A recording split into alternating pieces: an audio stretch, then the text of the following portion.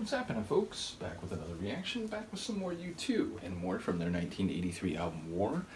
And the next tune is New Year's Day.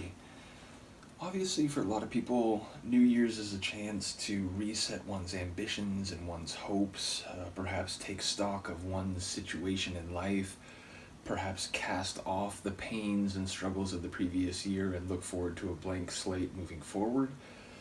But yeah, ultimately, I'm not sure if there's a significance for the holiday itself. Again, I've been very interested as we've gone through this album, knowing the two albums that came before this and sort of the themes at play there, so I continue to be on watch for continuity threads, but also changes or moving into different directions thematically. So either way, I'm curious what it might be. Let's find out. This is U2, New Year's Day from the 1983 album War. Or not? Oh. Hello, my name is Shnootz, and my brain doesn't always work, unfortunately. Oh! Oh, I heard this. That riff.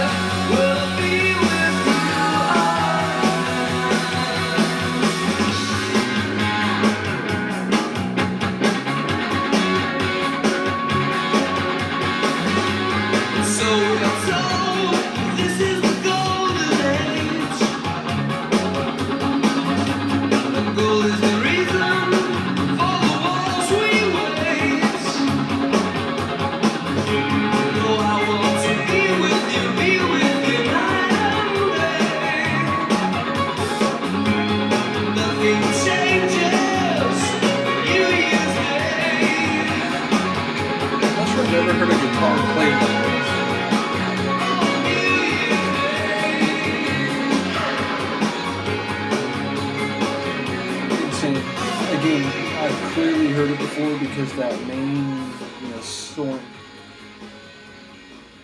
Did you hear what the guitar is doing? If it's gonna do that, don't fade. Holy smokes. Seriously, like the guitar work on their tracks, which I think people were saying it's all edge, even if it's like layered and there's different parts. So like, correct me if I'm remembering that wrong, but it's crazy. Like whether it's the character of the melody of the guitar work, or whether it's the like rhythmic use of a guitar where it's almost like percussion. It's just crazy. And again, I've heard Bono sing already to the point where it's like, damn, based on my just general and very limited historical understanding of U2, I've heard songs already where it's like, wow, I didn't know Bono could sing like that. I feel like this one was maybe the craziest I've heard. I mean, just the power and the passion in that like one section in particular, which came back a couple times, but just in the song overall, like really hit me. And I mentioned, like at different moments, the drums standing out, like riding that cymbal, and then there's a part where the bass groove was standing out. So another really well constructed tune. But it's funny because the majority of that, it didn't come back. Like after that, really epic guitar riff that did come back, that next section where it sort of shifts and gets even a little more serious, I didn't remember that at all, and that was fantastic. And I certainly didn't remember Bono singing like that. So yeah, amazing tune. I mean, this album, like, holy crap, the first 3 tunes, it's just, like, monumental. So, yeah, really loving early U2, and I feel like at this point they're just, like, they're flourishing, as we say as historians. Oh, so-and-so flourished as an artist between this time and this time. It feels like they're really just, hitting a peak, or maybe not a peak, again, I don't know what the limit is, but yeah, it just seems like they're really moving into like special territory with this album. So let me know if you agree. I will see you next time. Peace. Hello again. So I was so blown away by the sonics of New Year's Day, I forgot to talk about the lyrics afterwards. So yeah, what I caught was interesting because I caught that line about nothing changes on New Year's Day, and that is sort of the underlying reality that everyone I think understands, the idea that your life doesn't switch on a dime. Even if you have dramatic and rapidly altering plans, it's still not something that happens overnight, generally speaking. And even if it does, it tends to be jarring and something which is, maybe not the most pleasant of experiences, even if, on the long run or in the long run, it'll turn out to have benefits. But ultimately, yeah, generally speaking, people have ambitions and hopes and dreams that sort of come to the fore on New Year's. But generally speaking, they don't radically alter their behavior or even necessarily their attitudes or thinking about certain things, even those things which they perhaps want to change the way they interact with them. So it felt like that was a more realist acknowledgement of the idea that New Year's Day, it's because of the way we've set up the calendar as humans, we, demarcate that day as representing the turning point, even though it's a bit arbitrary. You could say, June 1st is New Year's Day, and then, that would be New Year's Day. So ultimately, I was interested by that line, which felt a bit more, not pessimistic necessarily, but realist. But then there was the idea that perhaps, New Year's Day can lead to some new configuration or some new rejuvenation. And it kept saying that line about, one day I'll be with you again. And normally I would take that to mean, when I'm listening to early 80s music, like, okay, maybe this is about a relationship that's now fallen apart, but there's still this idea that they could get back. But knowing what I do about Bono's mom, that's what came to my mind in that moment, that maybe, like, New Year's Day doesn't change the fact that she is still passed away, and that's not something that is going to change. So no matter what your ambitions or your hopes for the new year are, that reality remains, but he still has this idea that at some point I'll be reunited with her. So again, maybe that's not what it was about at all, but that's what came to my mind with that main line that kept coming back. And again, thinking about how he was singing so passionately and intensely, it just made me wonder that, that is the kind of thing that I think he could tap into, whatever the ceiling is when it comes to his vocal exertion. So, bottom line, really cool tune. And yeah, not just sonically, but lyrically, I was sort of captivated by that one. So, Big shout out to the you two folks, by the way. You know, different deep dives have like different levels of interaction and so on, but it seems clear that there's a lot of people here for you two, and even though some of them are saying this is the phase they enjoy, maybe some stuff coming up they're not as fond of, I really do enjoy this deep dive, and I'm looking forward to hearing from you people as we continue to go forward. So thank you once again. Sorry for the like double video, but as soon as I ended the other video, it's like, oh wait, I didn't even say anything about the lyrics. What am I doing? So in any case, I'll see you next time. Peace.